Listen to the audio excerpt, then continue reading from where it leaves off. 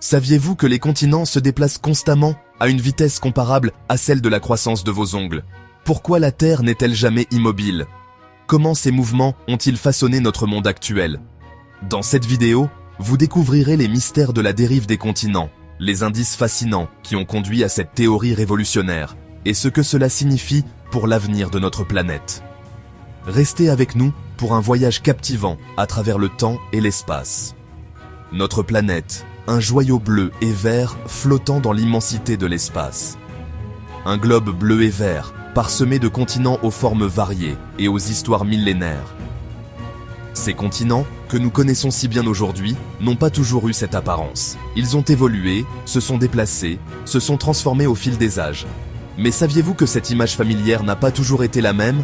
Il fut un temps où la Terre était un paysage bien différent. Et si, il y a des millions d'années, les continents n'étaient qu'une seule et même masse terrestre, un supercontinent appelé la Pangée. Une question fascinante qui nous plonge dans l'univers captivant de la dérive des continents. Ce phénomène géologique a façonné notre monde actuel. Imaginez un monde où l'Amérique du Sud s'emboîte parfaitement avec l'Afrique, comme les pièces d'un puzzle géant, où l'Australie est soudée à l'Antarctique.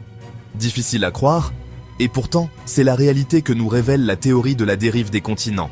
Cette théorie, proposée par Alfred Wegener au début du XXe siècle, a révolutionné notre compréhension de la géologie terrestre. Elle explique comment les continents se sont séparés et ont dérivé pour former les configurations que nous voyons aujourd'hui. Un voyage dans le temps, à la découverte d'un passé lointain où la Terre était radicalement différente. En explorant ces changements, nous comprenons mieux notre planète et les forces puissantes qui la façonnent.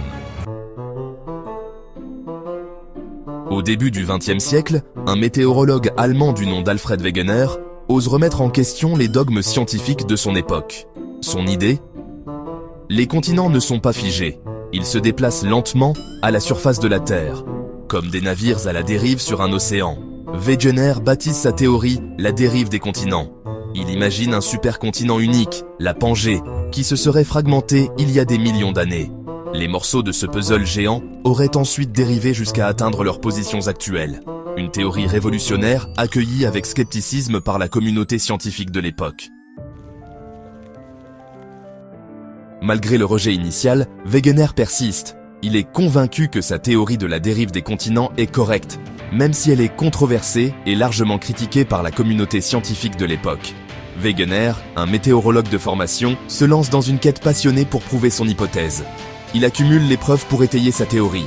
Il passe des heures à compiler des données, à analyser des échantillons géologiques et à comparer des fossiles. Chaque découverte renforce sa conviction que les continents étaient autrefois unis. La forme des continents est la première pièce du puzzle. En observant les contours des continents, il remarque que les côtes de l'Amérique du Sud et de l'Afrique semblent s'emboîter parfaitement. Cette observation simple mais frappante est l'un des premiers indices de la dérive des continents. Regardez une carte du monde. L'Amérique du Sud et l'Afrique semblent s'emboîter parfaitement, comme deux pièces d'un puzzle géant. Cette correspondance géographique ne peut pas être une simple coïncidence. Wegener voit cela comme une preuve visuelle de sa théorie. Mais ce n'est pas tout. Wegener sait qu'il doit trouver d'autres preuves pour convaincre ses détracteurs. Il se tourne alors vers les fossiles et les formations géologiques. On retrouve des fossiles identiques d'animaux et de plantes sur des continents aujourd'hui séparés par des milliers de kilomètres d'océan. Par exemple, des fossiles de la plante Glossopteris ont été trouvés en Afrique, en Amérique du Sud, en Antarctique, en Inde et en Australie. Comment ces plantes ont-elles pu se retrouver sur des continents si éloignés les uns des autres? Comment expliquer cela si ce n'est par un passé commun lorsque ces continents étaient unis? Wegener propose que ces continents faisaient autrefois partie d'un supercontinent unique appelé la Pangée, qui s'est ensuite fragmenté et dispersé. Des chaînes de montagnes se prolongent également d'un continent à l'autre, comme si elles avaient été déchirées lors de la séparation. Par exemple, les Appalaches en Amérique du Nord et les montagnes calédoniennes en Écosse et en Scandinavie semblent former une chaîne continue, suggérant qu'elles étaient autrefois connectées.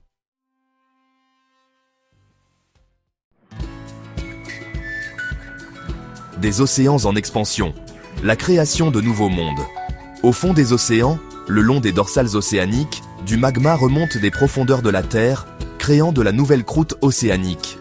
Ce processus, appelé expansion des fonds océaniques, poussent les plaques tectoniques, entraînant avec elles les continents. Ainsi, l'océan Atlantique s'élargit chaque année de quelques centimètres, tandis que l'océan Pacifique se referme lentement. La dérive des continents est donc un processus continu, qui façonne et remodèle notre planète sans cesse. Tremblements de terre et volcans. Les manifestations spectaculaires de la dérive. Les mouvements des plaques tectoniques, bien que lents et imperceptibles à l'échelle humaine, sont à l'origine de phénomènes naturels parmi les plus puissants et destructeurs, les tremblements de terre et les éruptions volcaniques. Ces mouvements sont le résultat de forces géologiques profondes qui façonnent notre planète depuis des millions d'années. Les plaques tectoniques, immenses morceaux de la croûte terrestre, se déplacent constamment, bien que très lentement, sur le manteau visqueux de la Terre. Ce processus, connu sous le nom de tectonique des plaques, est responsable de la formation des montagnes, des océans et des continents tels que nous les connaissons aujourd'hui. Lorsque deux plaques entrent en collision, la pression accumulée finit par être relâchée, provoquant des tremblements de terre. Ces secousses peuvent varier en intensité, allant de légères vibrations à des secousses dévastatrices, capables de raser des villes entières. Les zones de collision entre plaques, appelées failles, sont souvent les épicentres de ces tremblements de terre. Les scientifiques utilisent des sismographes pour mesurer et enregistrer ces mouvements, ce qui permet de mieux comprendre et prévoir ces événements naturels. De même, lorsque deux plaques s'écartent, le magma remonte à la surface, créant des volcans. Ce processus, appelé rifting, se produit principalement le long des dorsales océaniques, où de nouvelles croûtes terrestres sont formées. Les éruptions volcaniques peuvent être spectaculaires, projetant des cendres, des gaz et de la lave à des kilomètres dans l'atmosphère. Ces éruptions peuvent également avoir des effets climatiques, en refroidissant temporairement la planète en bloquant la lumière du soleil. La ceinture de feu du Pacifique, zone d'intense activité sismique et volcanique, est un exemple frappant de la puissance de ces mouvements tectoniques. Cette région, en forme de fer à cheval, s'étend sur environ 40 000 km et est bordée par plusieurs plaques tectoniques. Elle est responsable de la majorité des tremblements de terre et des éruptions volcaniques dans le monde.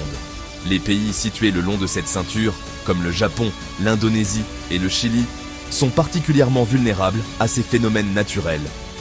La compréhension de la ceinture de feu du Pacifique est cruciale pour la prévision et la gestion des risques sismiques et volcaniques. L'Afrique se divise. Un aperçu du futur. La dérive des continents est un processus continu qui se poursuit encore aujourd'hui. L'Afrique, par exemple, est en train de se fracturer. Le rift est africain, une immense faille qui s'étend sur des milliers de kilomètres, témoigne de ce phénomène. Dans plusieurs millions d'années, l'Afrique sera divisée en deux continents distincts, séparés par un nouvel océan. La dérive des continents est donc un processus lent mais inexorable qui façonne l'avenir de notre planète. Pangée Ultima, une vision du monde à venir. Le mouvement incessant des plaques tectoniques nous amène à nous interroger sur l'avenir de la Terre. Les scientifiques prédisent que dans plusieurs centaines de millions d'années, les continents pourraient bien se rassembler à nouveau pour former un nouveau supercontinent, la Pangée Ultima. Un retour à l'unité après des millions d'années de séparation. Imaginez les bouleversements climatiques, géologiques et biologiques que provoquerait un tel événement. La Terre en perpétuelle évolution. Une aventure sans fin. La dérive des continents est une aventure fascinante qui nous rappelle que notre planète est loin d'être statique. La Terre est un système dynamique, en perpétuelle évolution.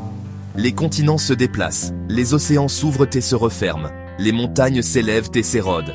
Et si les continents continuaient à se déplacer jusqu'à remodeler complètement notre planète? Une question qui nous invite à la réflexion et à l'émerveillement face à la puissance et à la complexité de notre monde. Et toi, savais-tu que ton continent est en train de bouger en ce moment même? Selon toi, à quoi pourrait ressembler le monde dans 100 millions d'années? Dis-le en commentaire. Abonnez-vous pour plus de vidéos captivantes sur la science et la nature. Cette vidéo a été créée avec l'aide d'InVideo. Voulez-vous créer des vidéos comme celle-ci? Inscrivez-vous avec mon lien et recevez 50 minutes gratuites. Le lien est dans la description juste en dessous. Merci et à la prochaine fois.